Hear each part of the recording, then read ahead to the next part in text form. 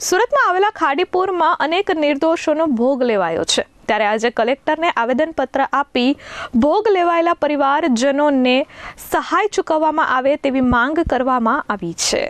સુરતમાં આવેલા ખાડીપુરમાં શ્રમિકોના મોત મામલે આજે કલેક્ટરને આવેદનપત્ર આપવામાં આવ્યું છે અને રજૂઆત કરવામાં આવી છે। ગુજરાત સંઘર્ષ મજૂર યુનિયને આવેદનપત્ર આપ્યું છે। આવેદનમાં જણાવ્યું છે કે ગત 7 જુલાઈના રોજ સુરત શહેરમાં ભારે વરસાદના કારણે ખાડીપુરની ગંભીર ઘટના બની હતી। માહિતી મુજબ આ હોનારતમાં 50થી વધુ લોકોના દુઃખદ મોત થયા હતા, જેમાંથી અંદાજે 25થી 30 જેટલા મૃતકો મજૂર વર્ગના હોવાની આશંકા છે। મૃત્યુ પામેલા મજૂરો textile sector, diamond sector, powerloom sector, garment sector અને કન્સ્ટ્રક્શન સેક્ટર સાથે જોડાયેલા હતા।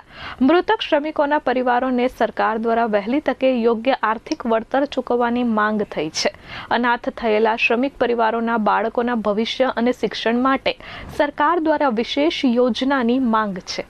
સ્લમ વિસ્તારોમાં જે શ્રમિક પરિવારોના ઘરવખરીના સામાનને મોટું નુકસાન થયું છે, જેને હજુ સુધી 6,800 રૂપિયાની સહાય મળી નથી, ત્યાં વહેલી તકે સર્વે કરી સહાય ચૂકવવામાં આવે તેવી માંગ કરવામાં આવી છે। નમસ્તે, હું શરદ ઝઘડે, જનરલ સેક્રેટરી ગુજરાત સંઘર્ષ મજદૂર યુનિયન। ગત 7 જુલાઈના રોજ સુરતમાં ખાડીપુરની જે ઘટના બનેલ હતી તેમાં વિવિધ વિસ્તારોમાં પાણી ભરી જવાની જે ઘટના થયેલ છે તેમાં ઉધના, પાંડેસરા, લિંબાયત, બમરોલી, અલથાણ, સચિન, નવાગામ અન્ય વિસ્તારોમાં પાણી ભરાઈ ગયેલું હતું, જેમાં ખાડીવાળા વિસ્તારો જે છે તેને વધુ પડતી તેમાં પાણી ભરાઈ જવાથી કેટલાક મજૂરો જે છે તે પોતાની કંપનીથી પરત ફરતી વખતે તણાઈ જવાથી એમનો દુઃખદ ધ્યાન થયેલ છે।